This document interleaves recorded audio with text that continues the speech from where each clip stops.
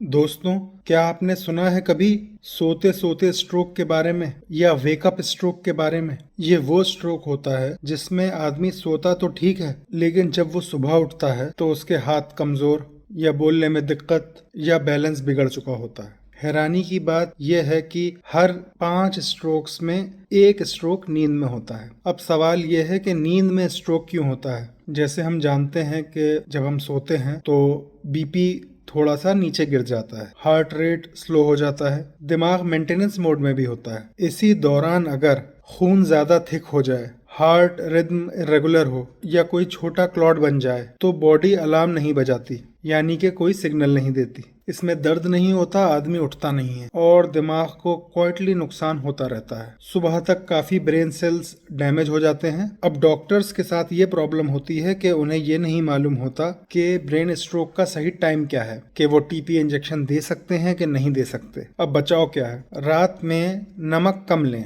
Caffeine को avoid करें, BP को कंट्रोल में रखें। अगर जोर से खर्राटे आते हैं या नींद में सांस रुकी लगती है तो स्लीप एपनिया का जरूर टेस्ट करवाएं। ये स्ट्रोक का बड़ा हिडन रीजन हो सकता है। और सबसे इम्पोर्टेंट बात यह है कि अगर सुबह उठते ही हाथ में कमजोरी है या बोलने में दिक्कत है या फिर चलने में बैलेंस नहीं बना पा रहे हैं तो ये मत सोचिए कि इसे थोड़ी देर तक देखते हैं क्या होता है।